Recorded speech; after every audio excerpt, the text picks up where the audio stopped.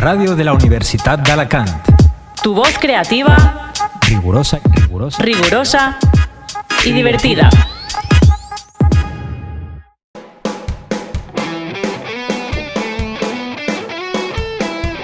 Muy buenas a todos y bienvenidos a La Voz Docente, a este penúltimo programa ya de la temporada. Y hoy estamos aquí, Julia, mi compañera de la radio. Hola Julia, ¿qué tal? Hola. Y también tenemos como invitado al profesor Pedro Martínez Ortiz. ¿Qué tal, Pedro? Buenos días. Hola, buenas, ¿qué tal estáis vosotros? Muy bien aquí. Encantado. Bueno, pues hoy nos toca hablar de matemáticas porque Pedro es profesor de educación secundaria y bachillerato y también además es profesor del grado de magisterio de la Universidad de Alicante y todo un profesor referente en cuanto a la didáctica de matemáticas, ¿verdad, Pedro? Bueno, eso no sé. Si tú lo dices, yo no lo considero tan así, pero bueno, es algo, por decirlo de alguna manera, lo que me gusta y en lo que disfruto. Ser bueno o no, ya no lo sé. Pero... Exactamente, eres bueno, Pedro. Bueno, pues teníamos algunas preguntas porque siempre sabemos que las matemáticas son esa asignatura que por unos motivos u otros a los alumnos, digamos, que nos genera ciertas tensiones a la hora de cursar y creemos que contrastar algunas ideas y que nos des algunos trucos como futuros docentes nos van a ayudar muchísimo en el día a día. Vale, pues habíamos preparado algunas preguntas tuyas. Por ejemplo, es muy general, pero creo que nos puedes ayudar bastante. ¿Cómo dirías que podemos ser buenos profesores de matemáticas? ¿O qué aspectos crees que son clave a la hora de ser un buen profesor de matemáticas? Empecéis con la más difícil, creo yo, ¿no? Bastante fuerte la preguntilla. A ver, yo creo que... básicamente consideraría tres cosas clave. Igual, quiero decir, luego todo lo que añadas ahí suma, está claro, ¿no? Pero yo creo que tres aspectos son fundamentales. Uno de ellos, el conocimiento que tenga el docente en sí mismo, ¿no? Es decir, pienso que tenemos que tener una muy buena formación matemática, mucho más allá de aquello que queremos transmitir. Precisamente, pienso yo, para no quedarnos limitados en las clases, ¿no? Si sabemos lo justo, vamos a transmitir siempre menos de eso, de lo que nos ajustamos, ¿no? Entonces, creo que el conocimiento es importante, es decir, tenemos que prepararnos a nivel matemático más allá de los niveles a los que vamos a trabajar. Otro aspecto clave creo yo que es las metodologías. El formarnos como, no solamente en la especialidad de matemáticas, sino también en cómo transmitir las matemáticas, también es importantísimo. Entonces, creo que disponer de un abanico muy amplio de metodologías te puede ayudar a ser mucho mejor docente que pues también si lo limitas, ¿no? Y por último, y creo que también bastante importante, si no decirte también trascendental, es tener conocimiento sobre educación emocional o tener en consideración las emociones también en el aula. Porque al fin y al cabo, una clase o un proceso de aprendizaje-enseñanza es de persona a persona y es imposible estar trabajando con otros seres humanos, con otras personas, sin tener en consideración las emociones que forman parte de nosotros en cada instante. Entonces yo creo que esas tres claves, luego como digo ya, es añadir más cosas, pues estupendo, pero creo que esas tres son muy importantes. Exacto, creo que has dado tres claves muy fundamentales, ¿no? El conocimiento, que es imprescindible porque si no, pues muchas veces ocurre que los profesores que cuando están muy limitados cojean un poco de ciertos conceptos o a lo mejor caen en ciertas afirmaciones o problemas que no son del todo ciertos o se tiende un poco a ir improvisando y a veces pues se lía más al alumnado que otra cosa. Y muy importante... Sí, sobre todo también genera también sobre todo inseguridad. Exacto. En un docente. Quiero decir, el docente también tiene que sentirse seguro y sentirse cómodo frente al alumnado. Y claro, pues el limitar el conocimiento pues genera esas inseguridades. Exacto, hay que tener bastante conocimiento de lo que se imparte. Y sobre todo, pues yo creo que las metodologías también son un punto muy importante porque muchas veces en el aula nos damos cuenta que la arquitectura de cómo planteamos las clases es muchas veces lo que da la clave de si llegan o no los conocimientos. Y también muy importante el tema de las emociones, porque al fin y al cabo es lo que te conecta directamente con el alumno, ¿no? Exacto. Exacto, vale. Vamos con la siguiente Bueno, y pregunta. sí, vamos con la siguiente pregunta. Y bueno, en relación con las metodologías, ¿cómo hay que motivar al alumno? ¿Hay que dinamizar el aula, emplear juegos? ¿Qué nos recomendarías? Pues eso va o iría un poco ligado con lo que os he dicho de las metodologías. Yo creo que cuantas más metodologías conozcáis, más posibilidad tendréis, creo yo, de llegar al alumnado y de motivarlo, ¿no? A ver, también todo depende de las edades con las que se trabajen. Evidentemente no va a servirte un planteamiento motivacional para un alumno, por ejemplo, de primero de la ESO o para uno de quinto de primaria o incluso para un alumno o una alumna de segundo de grado de magisterio, ¿no? Por ejemplo. Entonces, si queremos motivar, yo creo que lo primero que tenemos que tener claro es conocer al alumnado. Y además cada clase es diferente, es decir, tú puedes compartir 2 aulas de un mismo nivel y no funcionarte un mismo esquema que tú tengas preparado para removerlos por dentro que en otro grupo, ¿no? Entonces, lo primero es conocerlos a ellos, saber cuáles son sus intereses. Eso es lo que va a hacer que realmente los atrapes con lo que quieres contarles, ¿no? Y además las matemáticas tienen un punto muy bueno, a mi parecer, y es que están en todos lados. Entonces, el hecho de que tú te dediques a conocer al alumnado y a decirle, oye, pues, ¿qué es lo que te interesa o qué es lo que os interesa? Y luego intentar relacionarlo con las matemáticas, creo que tenemos ahí un punto bastante asequible pues, para poder motivarlos a partir de ahí. Y luego, evidentemente, la metodología que utilices. Yo suelo recurrir también bastante al aprendizaje basado en juego, a la gamificación también. Y bueno, pues son herramientas que son muy útiles para la motivación. Exacto, Sí. es decir, yo creo que el tema de utilizar el juego en el aula pues les ayuda muchísimo, sobre todo lo que has dicho, ¿no? Que las matemáticas están por todos los lados y realmente puede que haya sido uno de los grandes problemas que ha traumatizado a muchas generaciones de alumnos el dar las matemáticas descontextualizadas como unas operaciones, unos algoritmos que se hacen y realmente muchas veces lo oíamos, ¿no? En las clases esa frase de ¿y esto para qué me sirve? ¿Para qué quiero hacer esto? No sé qué. Porque realmente no se estaba contextualizando ahí cómo se utilizan las matemáticas y para qué son. Y de forma muy teórica. Sí, claro. Es que es lo que iba a decir, digo. Quiero decir, para niveles, es decir, para una educación básica o para incluso los primeros niveles de secundaria, yo pienso que es importante eso que estés comentando, ¿no? De contextualizar un poco, de ver hasta dónde pueden llegar las matemáticas e incluso dónde podemos verlas, porque si nos limitamos únicamente a aspectos abstractos, no va a llegar. Ese conocimiento matemático que queremos transmitir va a costarnos más que llegue a todo el alumnado y por tanto, yo que sé, introducir, pues eso, como estamos diciendo, ¿no? Esos intereses o hacerles ver, porque no lo saben, hacerles ver a los alumnos dónde están esas matemáticas escondidas y para qué sirven es fundamental. Hablando, evidentemente, de una educación básica para formar a personas pues bueno, que tengan un progreso adecuado en la sociedad y que aporten a la sociedad.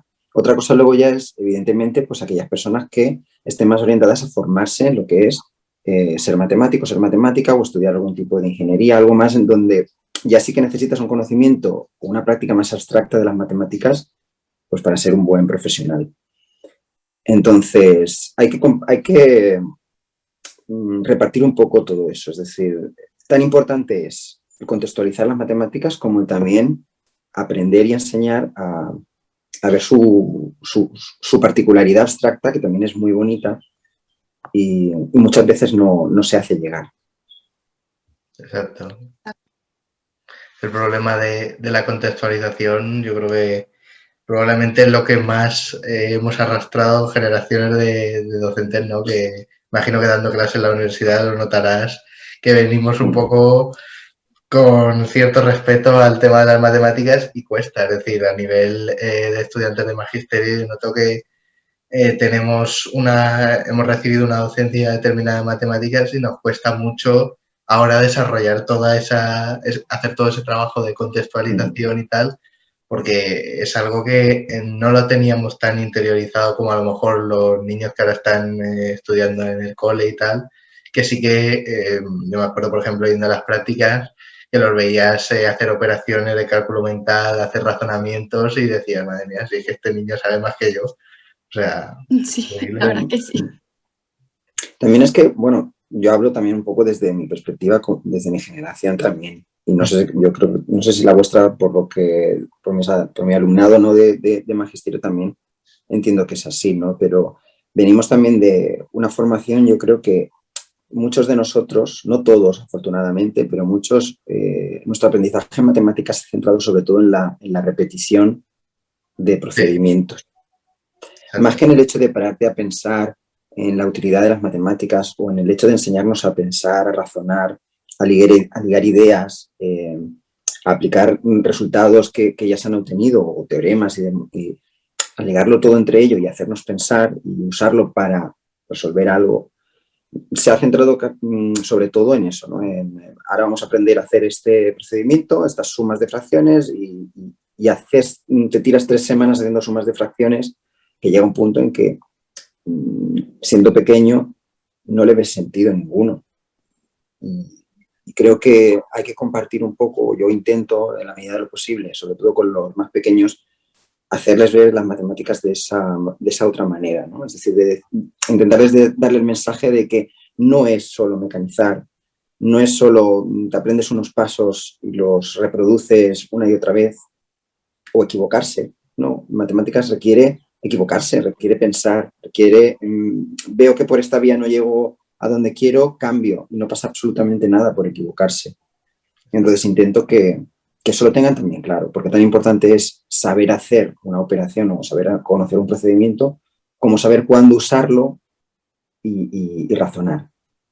Exacto, y ese tipo de habilidades no solo para resolver problemas de matemáticas, sino que son muy importantes también luego para la vida en el futuro, el saber cómo resolver un problema, el pensamiento lateral, el ser flexible a la hora de buscar respuestas a una pregunta, todo eso son habilidades súper importantes que las tenemos que desarrollar ahí. Y también no Correcto. solo enfocarse en que el problema solo se puede resolver de una manera, sino que hay múltiples formas y que hay varias que son las correctas. Correctamente, de hecho, quiero decir, yo eso lo veo todos los años, por ejemplo, cuando trabajo bueno, pues hay tiempo durante la secundaria, ¿no? Hay momentos como en horas extras, por decirlo de alguna manera, que me dedico, por ejemplo, a trabajar con algunos alumnos problemas más tipo de olimpiada matemática. Entonces, te das cuenta a la hora de plantear un problema o plantearles un problema y dejarles tiempo para pensar que cada uno lo plantea de maneras diferentes. Incluso hay veces en las que a mí me sorprende el hecho de decir, bueno, yo lo había pensado de esta manera y no se me había ocurrido hacerlo como lo está haciendo este alumno, ¿no? Entonces es analizar qué es lo que ha pensado, estudiar ese razonamiento y decir, bueno, pero es que también es correcto. Es que las matemáticas también se intenta, claro, si nos centramos en el cálculo y en los procedimientos, es algo muy rígido que tiene que hacerse de una única manera. Pero si hablamos de problemas generales, ¿no?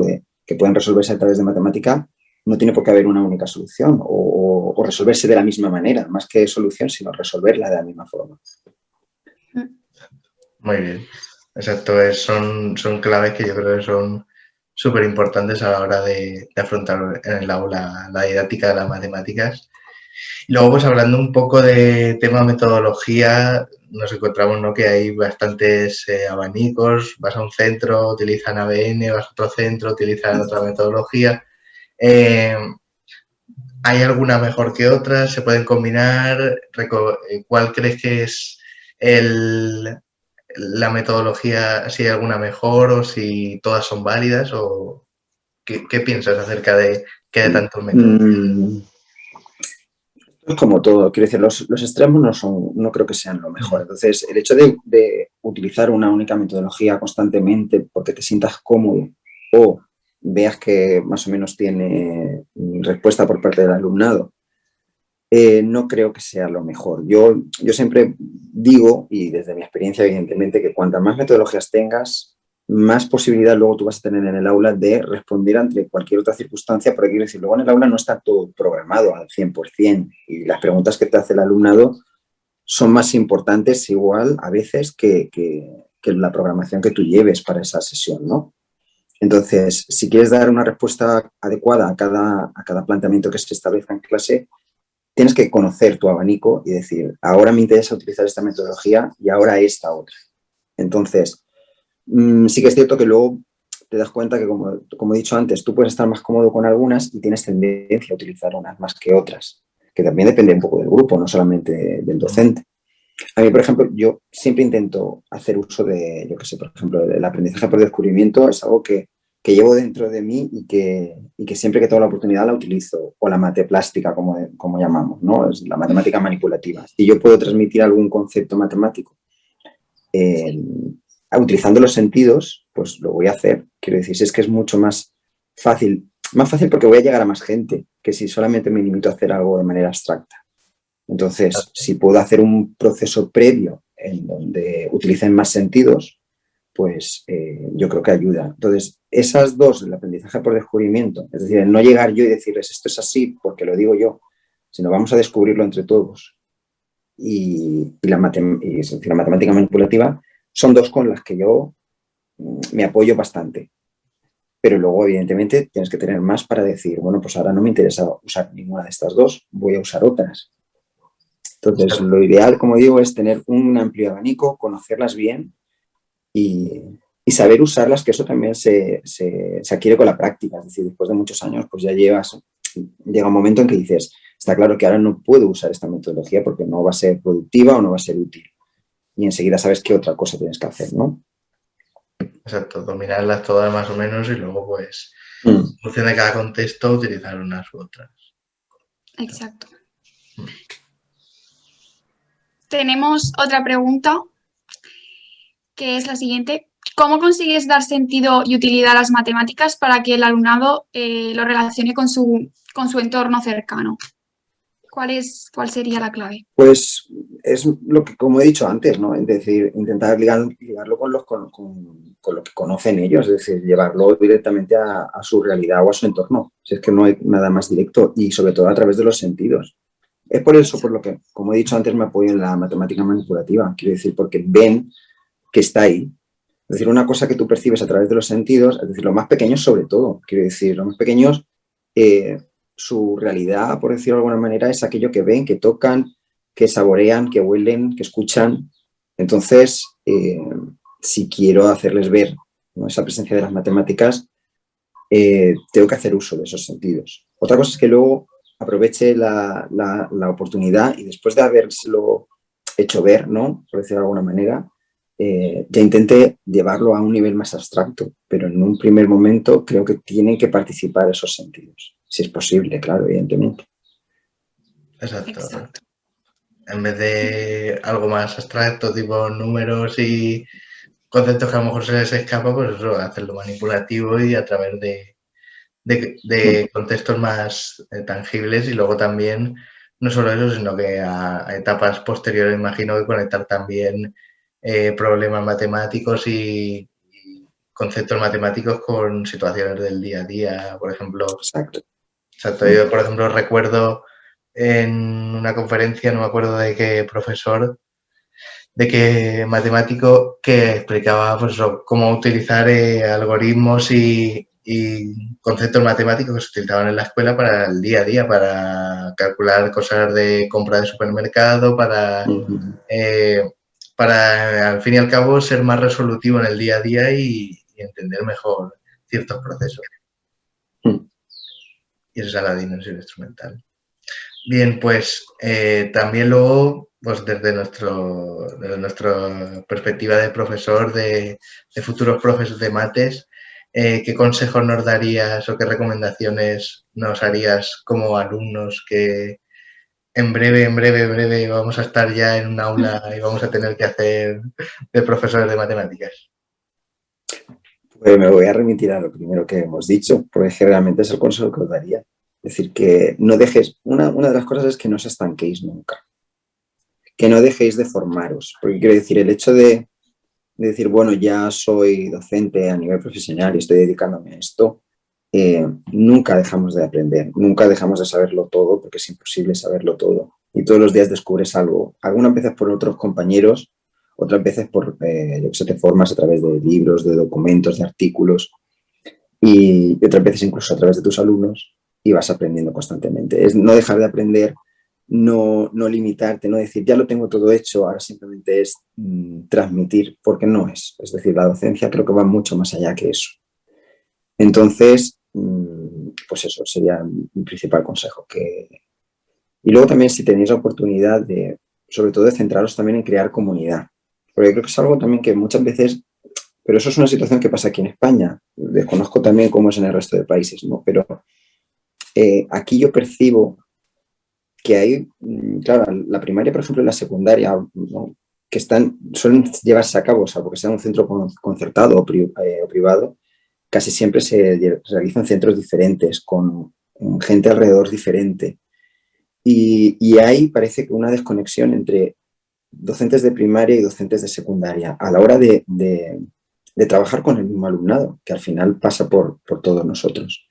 Entonces, de crear comunidad. Eso también es algo que a mí me atrae mucho y que creo que es súper importante y que también es un consejo que os daría. Es decir, que una vez estéis en vuestro centro, en vuestro colegio, establezcáis contacto con los docentes de otros niveles, porque al final podéis siempre llevar a cabo o bien proyectos, o bien aprender unos de otros, o bien dar una continuidad al aprendizaje del alumnado, y creo que eso es clave también. El tener esa conexión con otros docentes o con personas de tu mismo nivel, ¿no? Que a veces encuentras que en un mismo curso, en una aula con un profesor están haciendo unas cosas, en otra otras, luego con las matemáticas pasa mucho, ¿no? Que un año están aprendiendo a hacer una serie de cosas de una forma y llegan al año siguiente con otro profesor, les cambia la metodología y ves ahí que no hay una continuidad, que no hay una conexión. Exactamente, es hablarlo. Yo sé, por ejemplo, o sea, yo lo sé porque tengo contacto con los dos niveles, ¿no? Por ejemplo, yo hablo de primaria y secundaria en concreto. Incluso luego de secundario, de bachillerato a la universidad. Quiero decir, yo veo, esos dos saltos los veo.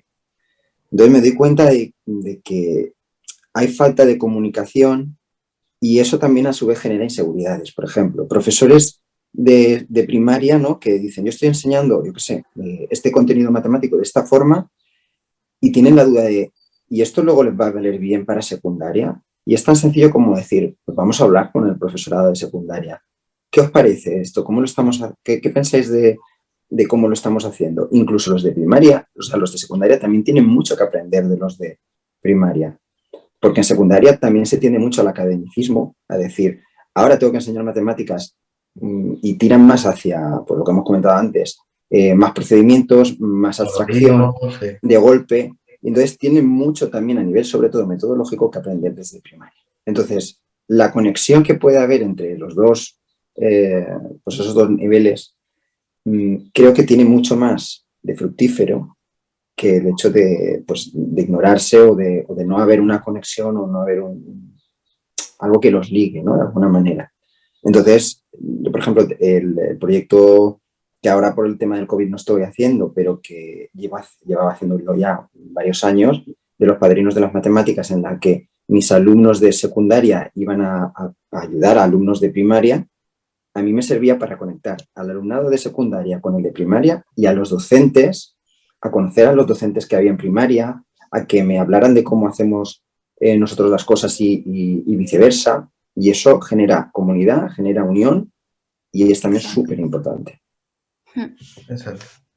Esas redes yo creo que son fundamentales de solidaridad entre profesores, ¿no? Porque al fin y al cabo a los que van a beneficiar es a los alumnos, porque se van a encontrar una educación que va a tener muchísimo más sentido a nivel de trayectoria, que no va a ser cada profesor es un mundo y a ver si tengo suerte el año que viene. Es decir, encuentras un poco esa continuidad y también a nivel docente porque encuentras más herramientas, ¿no? Lo que decimos de los de secundaria, que a veces pues les viene bien aprender de metodologías de primaria que pueden hacer que lleguen mejor al alumnado, porque al fin y al cabo pues vemos en institutos pues un modelo muy académico, muy de algoritmos, de ahora vamos a aprender cómo se hace esto y este es el paso, pim, pam, no sé qué, tal. pero desarrollar ese pensamiento matemático que hay detrás a lo mejor es lo que más cuesta y esas redes pues pueden ayudar mucho ahí. Completamente. Exacto. Bueno, pues más o menos hemos cumplido con el tiempo de la entrevista. No sé si queréis aportar alguna idea más final a nivel de reflexión para futuras generaciones de profes que quieran meterse a magisterio y estén pensándolo. ¿Alguna reflexión, algún consejo para futuros docentes? No, lo que acabo de decir, quiero decir, es que es eso, no hay más. O sea, que nunca, yo para mí siempre diré eso, ¿no? Que nunca se confíen en que ya lo saben todo. La formación. Siempre hay que estar en constante cambio, en constante evolución. Y porque el mundo se mueve, es decir, el mundo no es estático y las cosas cambian. Y si no nos adaptamos, nos quedamos atrás. Y eso también afecta a la educación de nuestros alumnos y alumnas. Exacto, formarse siempre y siempre intentar mejorar y aprender de todo lo que nos venga.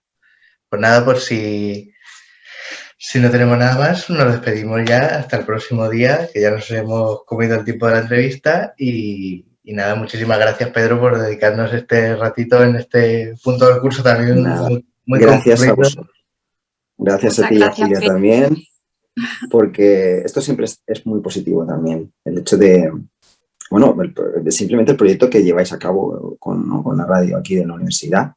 Es importante llevar pues este tipo de entrevistas o este tipo de relaciones entre profesorado también y alumnado, pues es clave. Y yo creo que también hay que agradecer el trabajo que hacéis porque es fantástico. Muchas gracias. Pues aprendemos muchísimo. Básicamente lo hacemos porque nos gusta, porque gracias a cada entrevista aprendemos un poco más sobre aquello que nos motiva y que nos interesa para aprender. Y luego también pues creo que generamos un material que está muy bien para animar a la gente a investigar un poco, a lo que decimos, ¿no? A hablar con docentes, que creo que siempre está bien y podemos aprender muchísimo.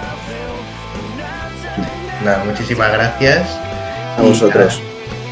Muchísimas gracias y nos vemos en el próximo programa y nada, esperamos que os haya gustado. Hasta pronto. Adiós.